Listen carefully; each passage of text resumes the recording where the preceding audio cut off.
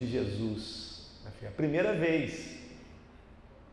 Daqui a pouco você costuma mais ainda e vai. E é assim que a coisa funciona. Aleluia. Aleluia. A gente está fazendo a série, né? Seguindo a série, a subida e dos salmos de degraus. A gente começou no Salmo 120 e a gente já está no Salmo 129. Hoje é o 10º degrau. E a gente já está indo para o finalzinho. No total são 15. São 15 degraus. Estamos aí no Salmo 129.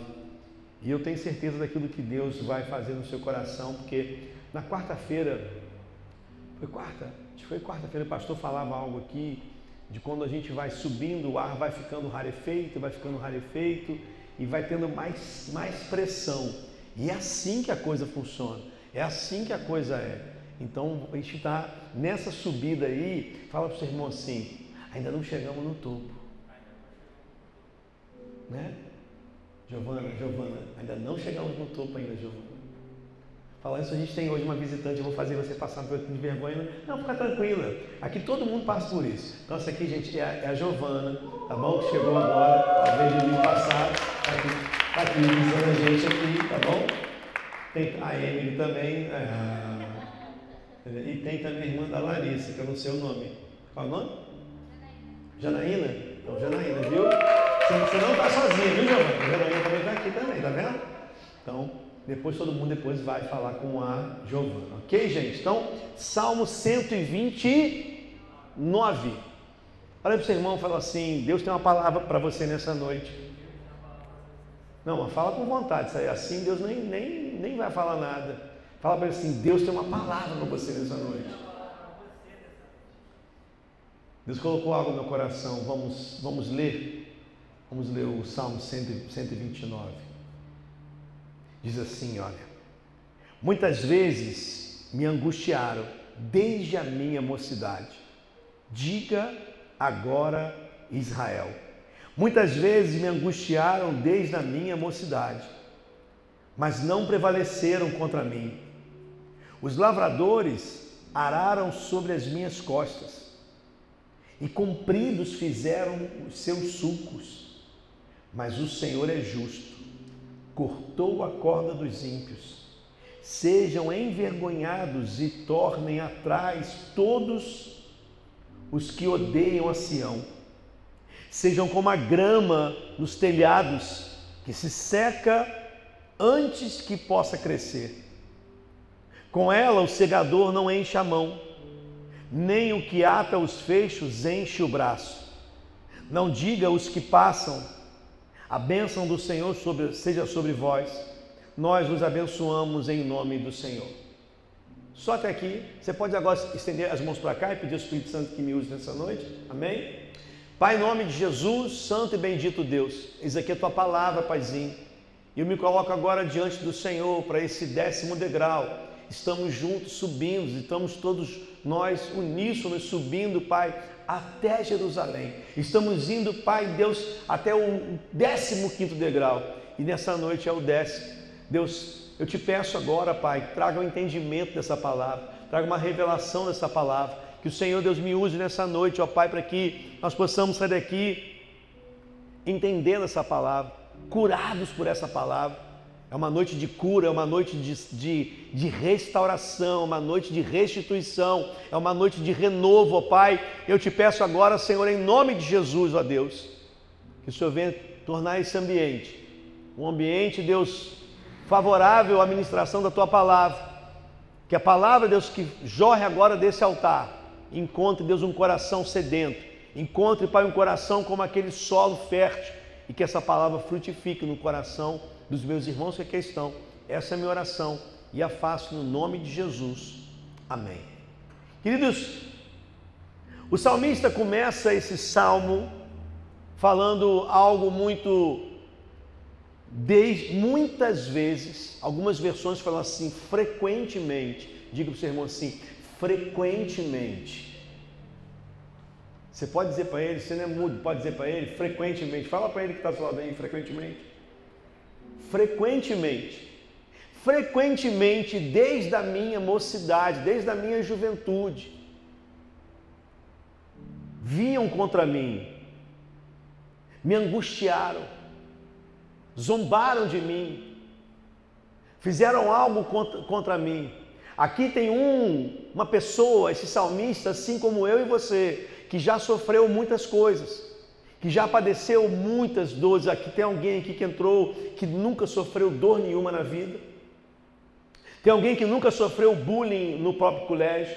Tem alguém que nunca recebeu nenhum apelido no seu colégio. Tem alguém que nunca foi chantageado, alguém que nunca foi difamado, alguém que nunca foi trucidado por pessoas ou por alguma situação. O salmista está aqui falando assim, frequentemente.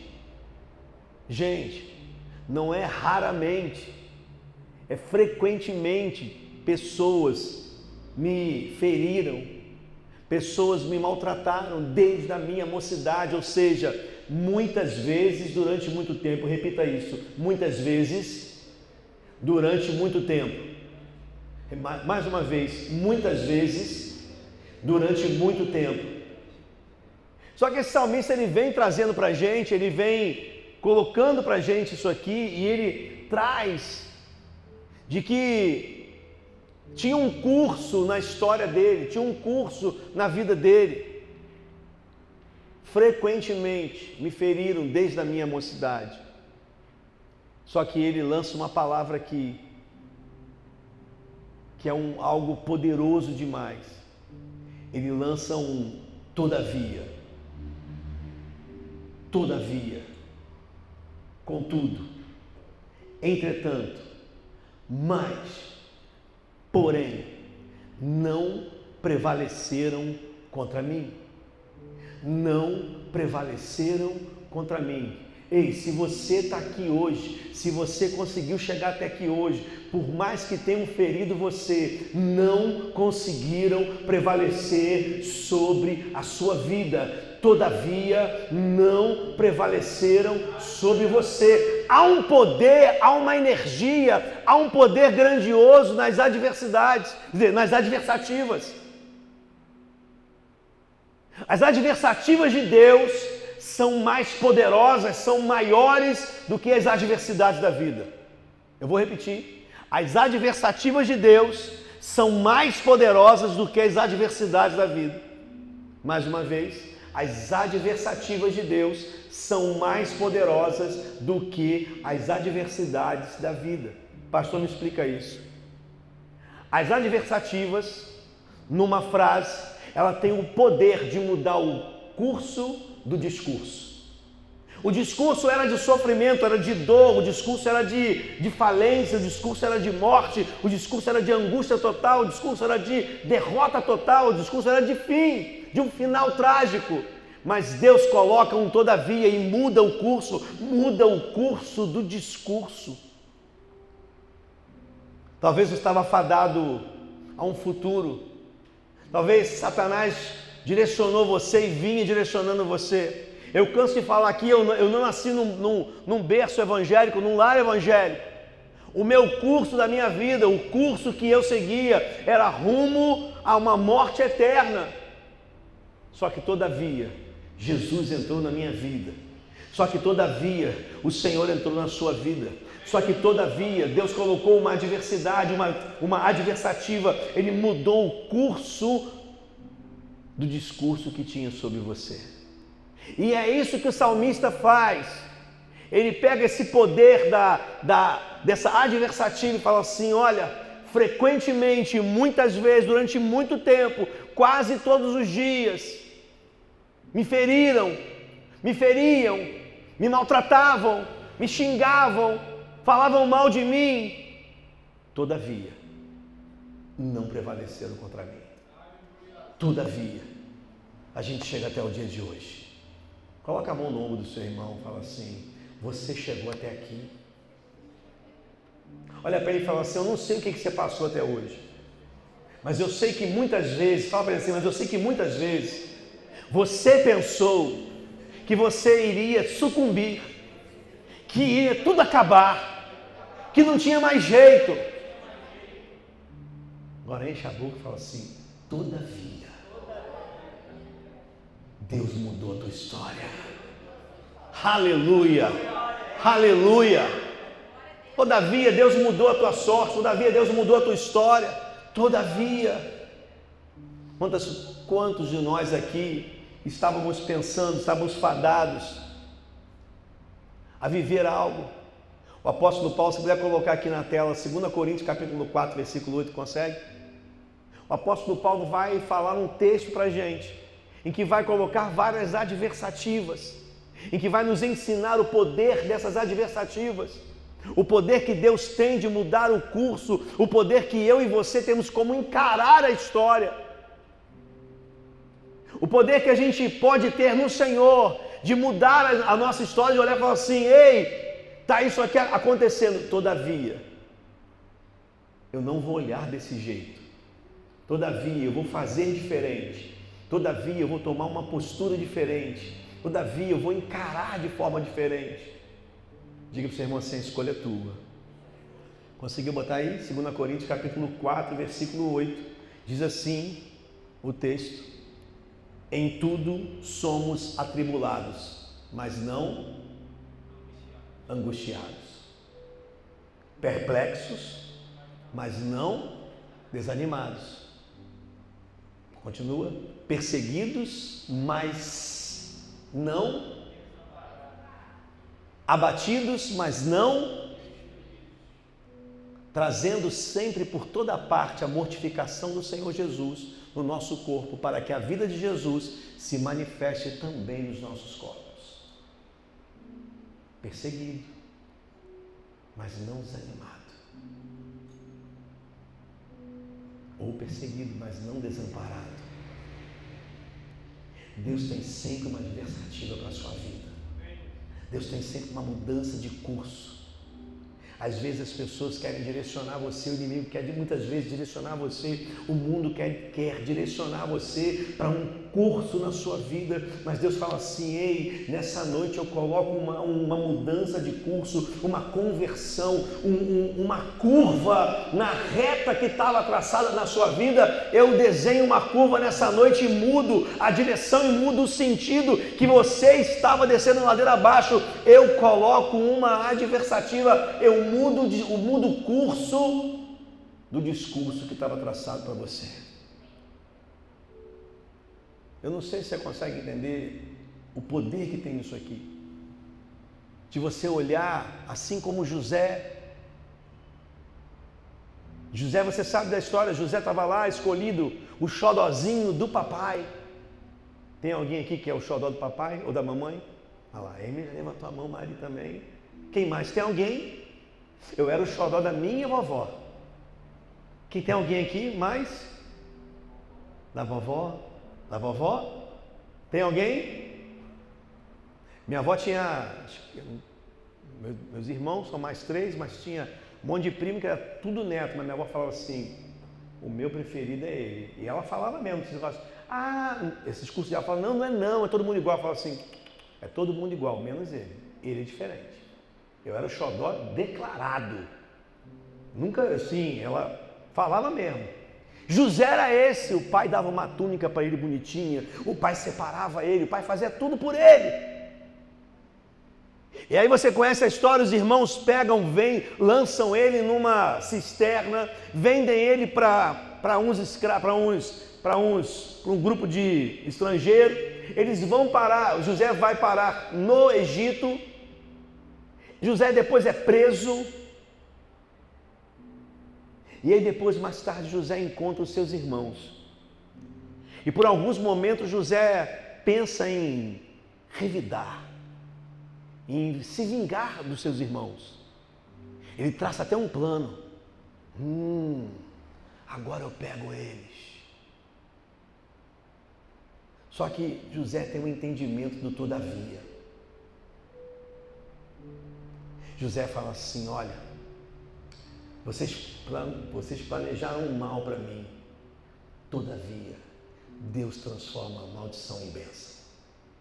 Vocês traçaram planos ruins para mim, desejaram algo ruim para mim. Todavia, porém, Deus transforma a maldição em bênção. E aí José vai falar, Gênesis capítulo 45, versículo 5. Olha, para a preservação da vida é que Deus permitiu isso tudo. Ou seja, o curso era de uma morte da família toda. Deus foi lá e colocou um todavia e mudou o curso do próprio discurso. O discurso era de morte e Deus foi lá e mudou, falou assim: ei, é para a preservação da vida. Eu te pergunto nessa noite, quero que você reflita. Quais são os seus poréns? Quais são os seus todavias? O que as pessoas têm feito com você, que você pode olhar e falar assim: estão fazendo isso aqui, todavia. Estão querendo que eu pare, todavia eu continuo caminhando. Estão querendo que eu saia do meu emprego, todavia eu continuo batalhando. Estão querendo que eu desista de tudo, que eu abra mão de tudo, todavia eu não paro enquanto Deus não mandar eu parar. Quais são os seus poréns?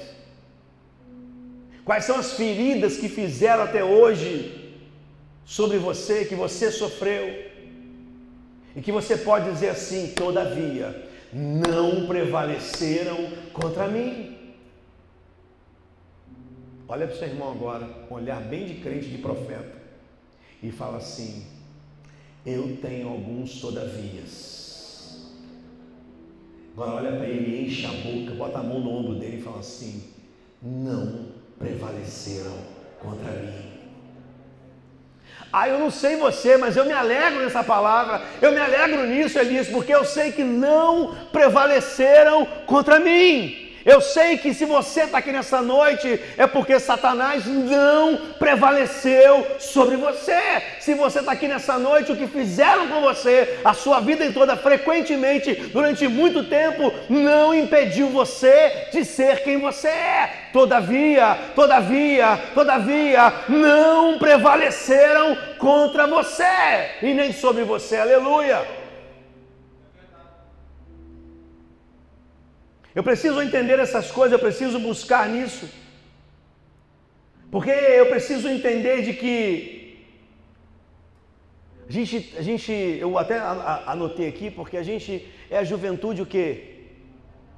A juventude inabalável, só que ser inabalável não é passar ileso pelas feridas da vida, não é que você não vai ter perseguições, feridas, não é nada disso. Ser inabalável é você passar por cima disso tudo e continuar caminhando. É continuar indo em frente. É continuar avançando. É tentarem desestruturar você e você falar assim: ei, todavia, Deus tem um plano na minha vida. Todavia, Deus tem um chamado na minha vida. Todavia, é o Senhor que me sustenta. Todavia, não dormitará o guarda de Israel. Todavia, Deus está comigo o tempo todo. Todavia, Deus não desiste de você. Todavia, Satanás vem querendo que você pare. Todavia, o Senhor diga assim: marche, vá além. Assim como Moisés, que chega junto com o povo, cercado por egípcios e por faraó, sendo impedido de prosseguir. E ele para ali e fala: eu sei. E diante dele está aquele mar, e atrás vem Faraó com o seu exército. E ele cercado, não tem para onde ir. E ele fala: Deus, e agora? Deus fala assim: Moisés, por que clamas a mim?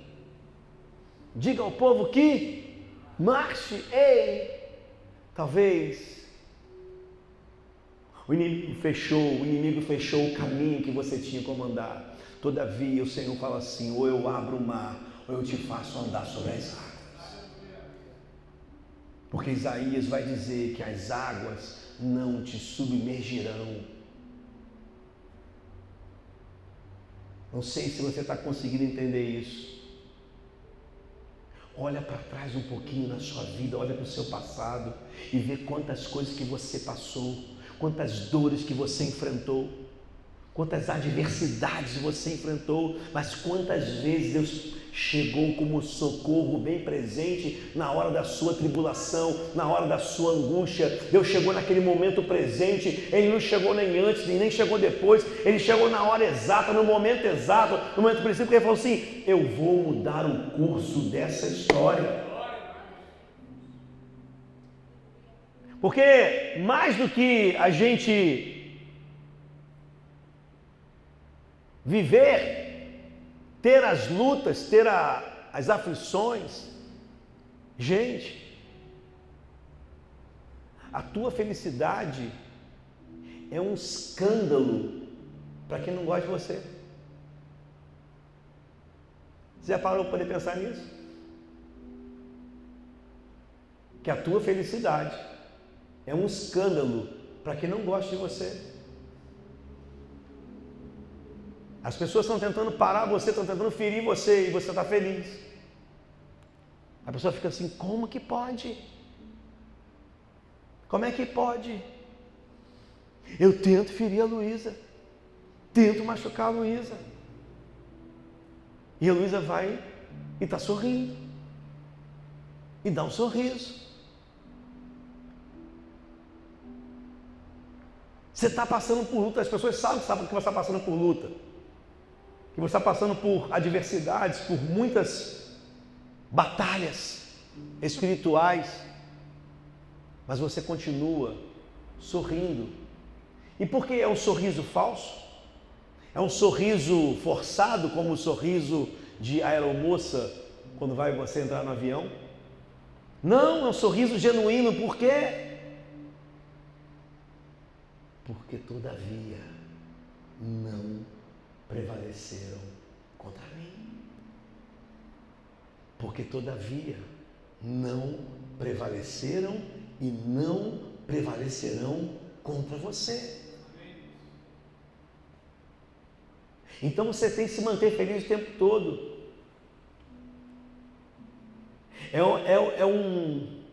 É uma constância, Rodrigo, de você se manter feliz, saber por que eu me mantenho feliz? Por conta das circunstâncias ou por conta daquele que cria tudo? Porque se eu só fico feliz quando as coisas estão boas, eu não estou andando por fé, eu estou andando por aquilo que eu vejo. Mas quando eu fico feliz, mesmo diante das adversidades, é porque eu acredito e confio de que o final ainda não chegou e Deus preparou um final para cada um de nós, um final feliz. Deus não é filho do homem para que minta, tendo dito ele fará, e tendo falado ele realizará. Deus não te prometeu as coisas, não te deu nenhuma promessa em vão que ele não possa cumprir. Todas quantas são as promessas de Deus, em Jesus tem o sim e o amém, diz o apóstolo Paulo em 2 Coríntios, capítulo 1, versículo 20. Então eu preciso ter esse entendimento. Então eu ando feliz, por quê? Porque eu não ando pelo aquilo que eu estou vendo de forma natural, eu ando por aquilo que eu creio. Porque se eu não ficar feliz, eu estou dizendo, declarando que eu não creio no que Deus falou.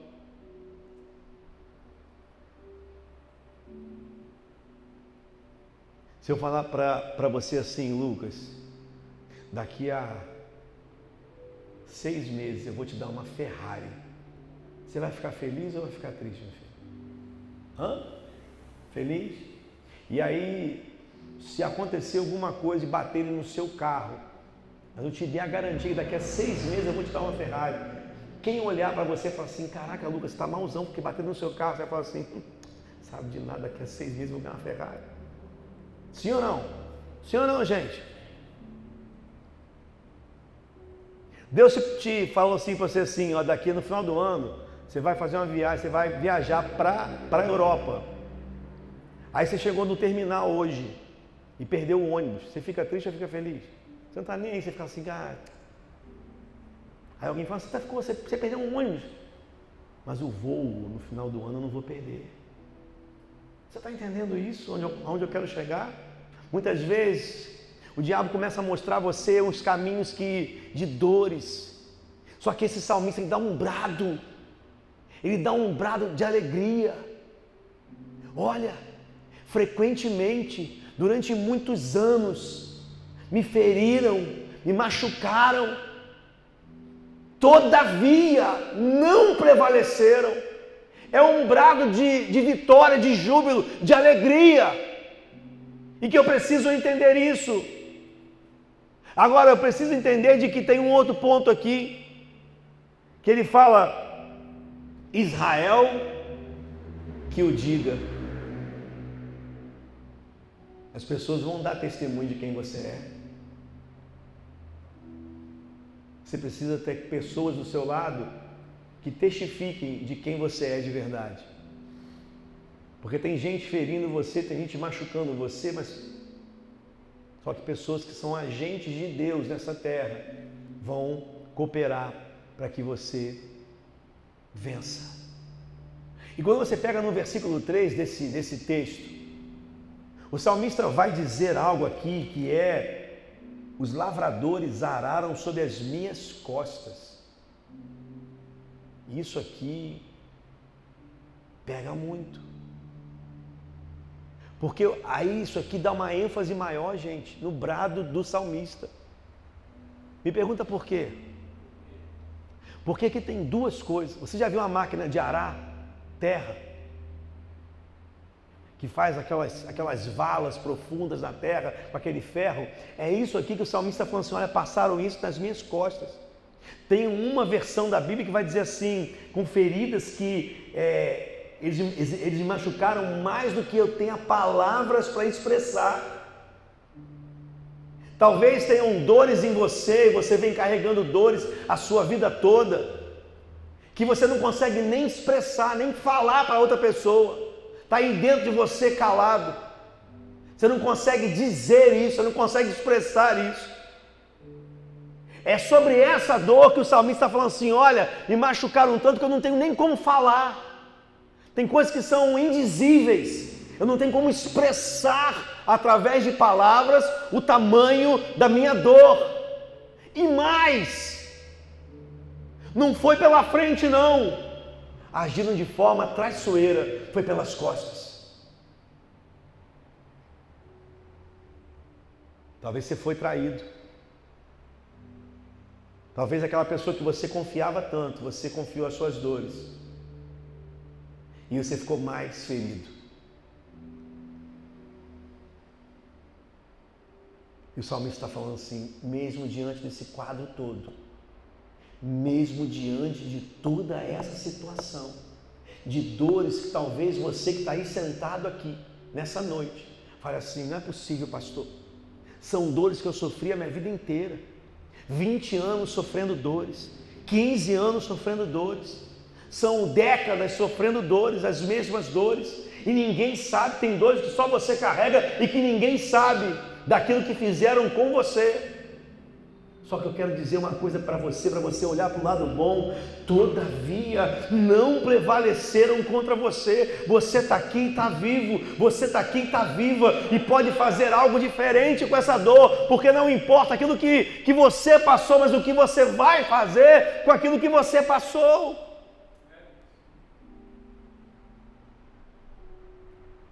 A maior opressão, a maior angústia, melhor dizendo, não vem de fora, vem da amargura de dentro.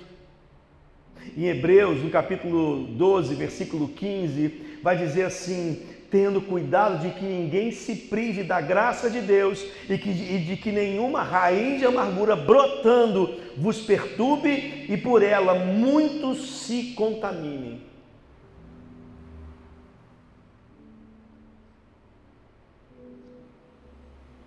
Satanás quer muitas vezes perturbar você, colocar uma raiz de amargura em você,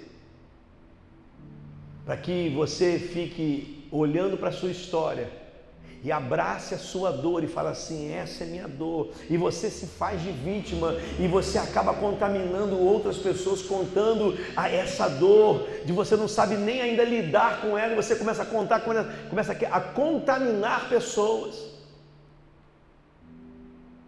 Pastor, qual é o problema disso? O problema disso é o que o apóstolo Paulo escreve lá em Efésios.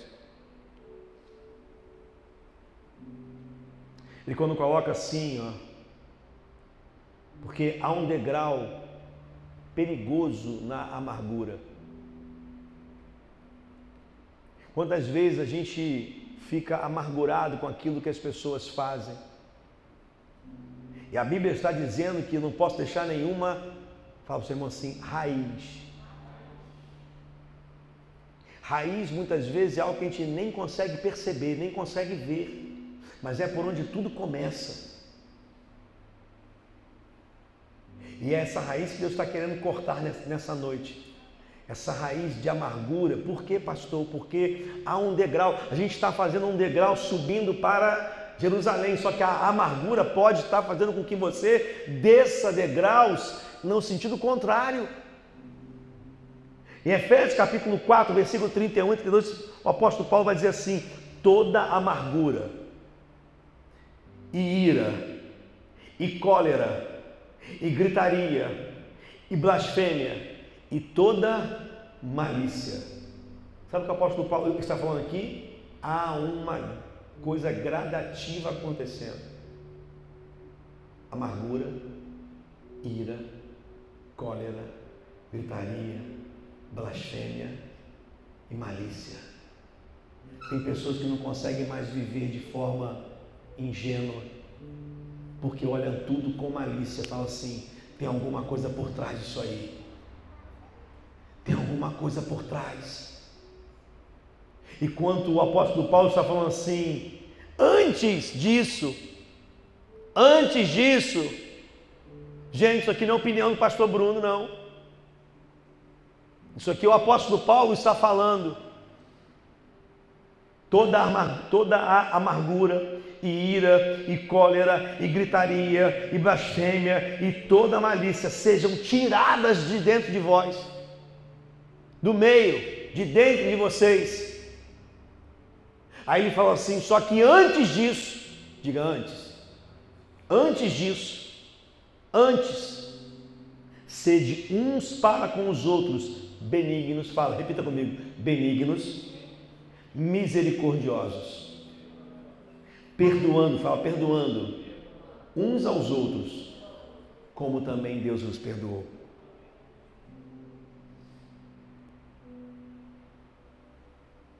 Eu não sei o que fizeram com você. Eu não sei quais foram as dores que você sofreu. Eu não sei quais foram os eventos de injustiça que você sofreu, que você passou até hoje. Eu só sei de uma coisa: você não pode deixar isso brotar e ficar no seu coração. Você tem que olhar e falar assim, aconteceu isso aqui. Ser maduro como esse salmista, e falar assim, aconteceu, e não foi uma vez, e não foram duas vezes, e não foram somente três, mas frequentemente, durante muito tempo, aconteceu. Todavia, não prevaleceram contra mim. Todavia, eu ainda estou de pé. Por quê? Porque o Senhor me mantém de pé. Todavia, você está aí de pé porque o Senhor te mantém de pé. Todavia, você ainda tem sonhos, tem projetos, tem ambições, porque todavia o Senhor te mantém de pé e todavia não prevaleceram contra você. Note que não é o que as pessoas fizeram, mas o que você faz com o que fizeram com você. É fato que esse salmista sofreu. É fato o que ele está narrando. E ele está falando assim, Israel que o diga. Ou seja, as pessoas sabem do que aconteceu. Tem testemunho do que aconteceu. Tem testemunho de que anos e anos da minha vida eu fui violentado. Tem testemunho de que anos e anos da minha vida fizeram isso comigo. Tem testemunho, tem gente que sabe. É fato, não é mentira, não é fake news. Só que ao invés de eu ficar abraçado com essa dor e carregar como vitimismo para o resto da minha vida e falar assim, eu passei por isso durante muitos anos, então eu vou ser um jovem totalmente com distúrbios, sem futuro, sem nada disso. Ei, Deus te trouxe aqui essa noite para dizer, ei, todavia, eu mudei o curso desse discurso. Todavia eu te trago aqui nessa noite para poder mudar essa sentença que você tinha declarado sobre você.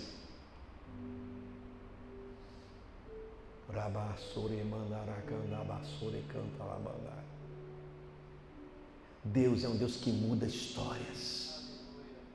Deus é um Deus que muda destinos. Deus é um Deus que muda os decretos do mundo para os decretos dele. Pastor, mas você não sabe o que eu passei. Eu não preciso saber o que você passou. Eu sei do Deus que você pode e serve aqui, o que Deus pode fazer por você. Porque assim como esse salmista, ele falou aqui, olha, são dores que eu não consigo nem expressar, que eu não consigo nem dizer, que não dá para poder falar. Só que eu continuo de pé. É o que o salmista fala. Só que eu continuo aqui de pé. O salmista falando. E aí veio trazendo algo. No versículo 4, ele fala assim, ele fala isso tudo, ele fala da dor indizível, ele fala assim, mas o Senhor é justo. Vitor Hugo, como é que o cara fala isso? Como, Juju, que alguém vai falar isso? Depois de você narrar um fato todo, narrar uma história toda de sofrimento, de dor, ele olha para Deus e fala assim, mas o Senhor é justo. E ele vai agora dizer aqui, por que Deus é justo?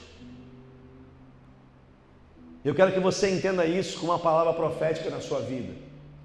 Porque Deus cortou a corda dos ímpios. Deus cortou a corda dos ímpios. Deus está cortando as cordas que prendiam você. E em Oséias capítulo 11, versículo 4, vai dizer que Deus nos trata com cordas de amor. As cordas do amor de Deus são para nos alinharmos ao propósito dele e para nos fazer crescer. As cordas dos ímpios querem manipular para que você faça e você fique preso e diminua você, pois nessa noite Deus te trouxe aqui para cortar as cordas dos ímpios e você viver uma vida de que você pode viver e usufruir de tudo aquilo que Deus tem para você. Tem alguém que se alegra com isso aqui nessa noite? Deus está cortando as manipulações, Deus está cortando as prisões, os cativeiros, aquilo que oprimia você, as pessoas que maltratavam você. Deus está falando assim, olha, eu vou cortar. Talvez você pense assim, mas eles são muito poderosos. Assim como Asaf olhou no Salmo 73 e falou assim, mas os ímpios prosperam, os ímpios eles têm acesso a um monte de coisa. Até que ele chega no momento e fala assim, até que eu entendi o fim do caminho deles. E aqui o salmista vai dizer algo parecido, ele muda o tom. Ele muda o tom e eu quero ministrar a você nessa noite de que você não fica preocupado com as pessoas que cometeram injustiça contra você. Pastor, você não conhece quem cometeu, foi desde que eu era criança. Desde que eu era pequititinho e as pessoas falavam isso aqui de mim, eu venho carregando isso na minha casa, na minha família, as pessoas me rotulam assim. Eu não consigo fugir disso, pois Deus te trouxe aqui nessa noite para dizer, eu estou cortando essas cordas. Se você tomar posse disso, se você acreditar nisso, você pode olhar para o seu futuro e falar assim, Deus tem algo para mim gigantesco, algo glorioso para mim. Porque Ele cortou essas cordas, aquilo que me tentava me sufocar. Sabe por quê? Porque aos nossos olhos os ímpios podem até parecerem muito prósperos. Só que o salmista vai aqui diagnosticar como são esses ímpios. Para alguns teólogos, quando chega nesse versículo 6 aqui, muda o tom e passa a ser um tom precatório, um tom profético agora. Porque agora o salmista não vai mais falar somente de si agora. Ele vai agora, diácono Mateus, dar um decreto sobre a vida do ímpio. E um decreto profético não porque ele está desejando mal, não.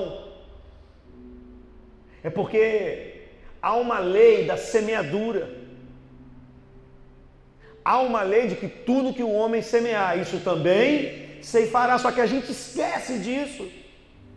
Só que o mesmo texto de Gálatas 6,7 que eu falei aqui, em Gálatas 6,9 vai dizer assim: não nos cansemos de fazer o bem, porque no tempo certo você vai colher. Ei, olha para o seu irmão e fala assim: não se cansa não. Uma das grandes artimanhas do inimigo é cansar você. Ah, eu estou cansado de fazer o bem. Ah, eu estou cansado. Ah, já não aguento mais, eu faço. E parece que está tudo errado. Hoje eu estava em casa. Aí fui varrer a cozinha.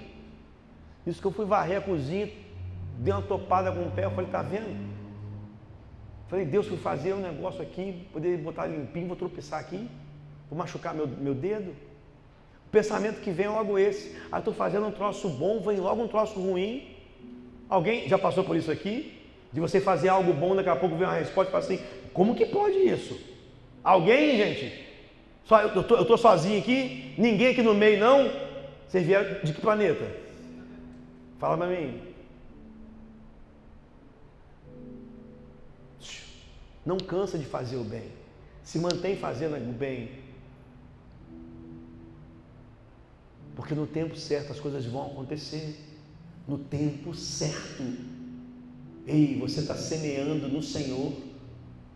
E no Senhor o nosso trabalho não é em vão. O salmista vai aqui dizer no versículo 6, sejam como a grama nos telhados. Sabe como é que é uma grama no telhado? Todo mundo vê, aparecem, são mostrados, exibidos, querem chamar a atenção, mas não tem raiz. Eu falo igual o pastor Marco, você me deixou sozinho agora. Raiz, semente, precisa de chão, precisa de umidade. E quando você vai pegar no grego a palavra umidade, ela é o mesmo radical de humor e de humildade. Então, humildade, humor e umidade está na mesma coisa. Tem pessoas que são secas, são pessoas que não têm humor, são pessoas que não são humildes, são pessoas que são secas, que não vão prosperar, são como gramas no telhado. Muitas vezes as pessoas até veem, ó, que bonitinho, que legal. Só que não tem raiz, não estão firmadas, não tem alicerce, não tem estrutura. E aí o salmista fala assim, essas pessoas que estão fazendo isso tudo, cometendo atos de injustiça, são como gramas no telhado. Ou seja, fala para o seu irmão assim, vão passar rapidamente. Pastor, mas já estou há 15 anos fazendo na minha vida.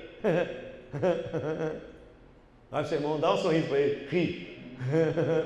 15 anos, fala assim, 15 anos. Pastor, mas você não... 15 anos, pastor. 15 anos, pastor. 15 anos. O que o apóstolo Paulo vai dizer? Essa leve e momentânea tribulação não se compara ao peso de glória que está reservado para cada um de nós. O que acontece comigo, com você, é que a gente bota o foco no lugar errado. A gente dá atenção à coisa errada, à coisa equivocada. Essas pessoas são pessoas efêmeras, são passageiras. E tu está perdendo tempo, perdendo a tua vida, a tua história. Tem gente que passa pela tua empresa, entra enviado de Satanás ali para tirar você do centro, para tirar você do propósito. Quantas vezes eu e você a gente encontra com amigos lá não sei da onde, de 30 anos atrás, aí o caboclo vai lá e te faz a proposta, vamos tomar uma cervejinha ali. Aí você fala assim, tá bem não, meu filho?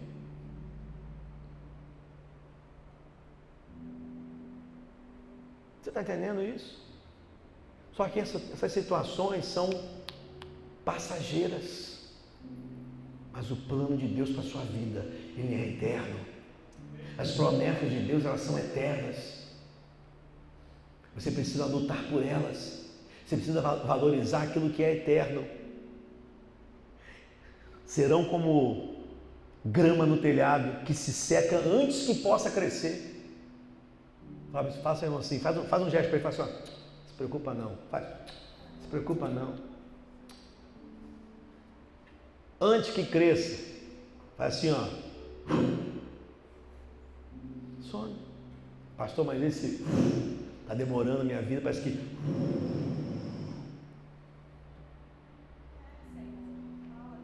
Só que vai passar. Você já reparou que toda a gripe que você tem parece a pior gripe do mundo? Você fala, não, dessa vez a gripe me pegou de um jeito. Tudo percepção, porque o presente é o mais importante, é o que a gente vive.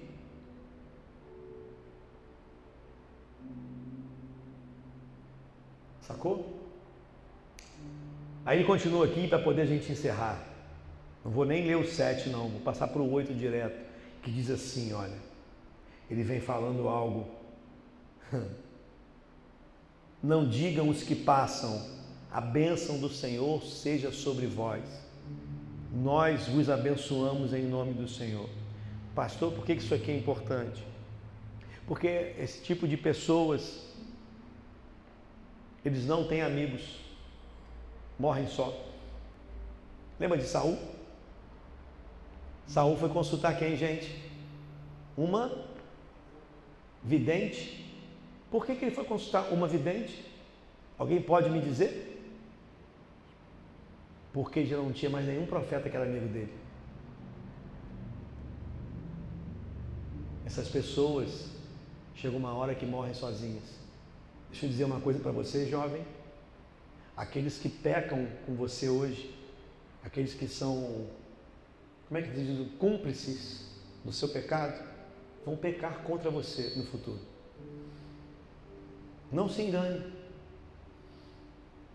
Não se engane.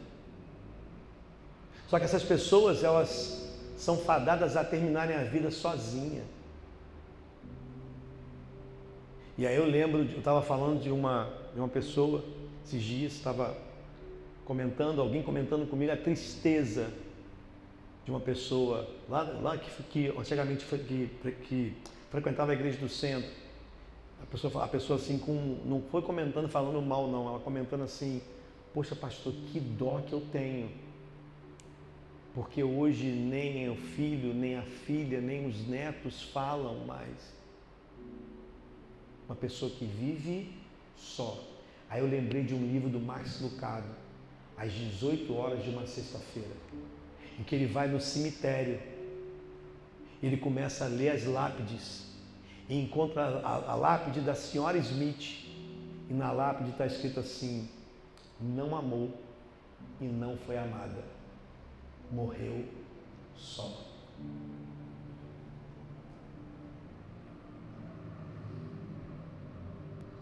Esse versículo aqui, que as pessoas não digam o Senhor vos abençoe, que a bênção do Senhor não seja sobre você, é porque na época de Israel, quando você passava por um lugar e tinha alguém com alguma colheita, você passava e via a pessoa fazendo a colheita, você ia lá e dizia: o Senhor te abençoe, a bênção seja sobre você, sobre a sua colheita. Aí a pessoa de lá gritava: Deus te abençoe também. Lá em Ruth, no capítulo 4, no versículo 2, vai falar sobre Boaz. E esse texto, Boaz, está passando, ele fala para os segadores: o Senhor seja convosco. Aí os segadores respondem para ele assim: Deus te abençoe também. E aí, esse tipo de gente que artimanha, os ímpios que artimanham contra mim, contra você, vão, no final das vidas, ficarem sozinhos, se não mudarem o caminho. Eu queria que você agora fosse muito profeta, ninguém está falando assim, o Senhor te abençoe. Aí você fala assim, pastor, isso é muita bobeira falar isso. Fala para o seu irmão assim, não provoca ele não. Não provoca não vale a pena. Fala assim, não compensa. Você sabia que uma samambaia numa casa, ela só floresce mais se o ambiente não tiver briga? No ambiente que tem discussão, uma samambaia não cresce bonita. Como é que está a planta na sua casa? Você sabia que uma criança, um bebezinho, ele tem uma percepção espiritual de um ambiente onde tem confusão, onde tem gritaria, onde tem isso tudo que um bebezinho, ele percebe tudo?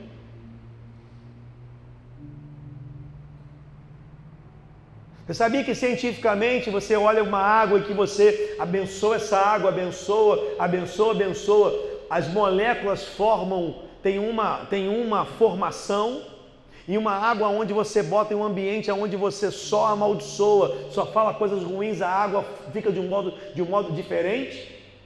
Você já viu esse vídeo? Agora olha para o seu irmão e fala assim, quantos por cento que você tem de água no seu corpo?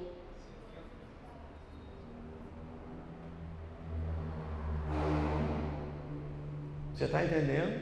Então olha mais uma vez agora, com maneira intencional, fala assim, que o Senhor te abençoe. Que o Senhor te abençoe, minha filha. Seja intencional. Abençoa teu pai e tua mãe. Abençoa os teus filhos. Aqui não tem, só a Lívia que tem filho, né? Mas alguém tem filho aqui? Não, né, gente? Abençoa o teu esposo todo dia. O Senhor seja contigo. Mas se você olhar para o lado, que Jesus fulmine você. O Senhor te abençoe. Pastor, mas eu vou ficar preocupado. Ei, o que Gênesis vai dizer? Se é filho de Abraão, sim ou não? Sim, fala assim, seu irmão, sim. Não sou judeu, mas sou filho de Abraão. A Bíblia diz que até os cristãos são filhos de Abraão. O que a Bíblia vai dizer? Que Deus fala: abençoarei os que te abençoarem, e amaldiçoarei os que te amaldiçoarem. Fala para o seu irmão, não fica preocupado. Fala para o seu irmão assim, abençoa o teu inimigo. Declara bênção sobre ele. Declara restauração sobre a vida dele. Declara restituição sobre a vida dele. Muda o jogo da sua vida, muda a rota, muda a perspectiva. Para de ser vítima das suas dores e passa a ser um autor da sua história. Passa a olhar para a sua história e falar assim, ei, muitas são as aflições do justo, mas o Senhor livra de todas elas. Aleluia! Passa a olhar com os olhos de quem vê e fala assim, sofri muito, e está tudo bem, e está tudo certo, eu resolvi o passado agora, todavia, não prevaleceram contra mim. Eu não sei quais são as lutas e as dores que você passou. Eu quero que você fique de pé agora, em nome de Jesus. Aumenta o som para mim aí, pode deixar bem coisa, apaga as luzes. Eu preciso orar pela sua vida.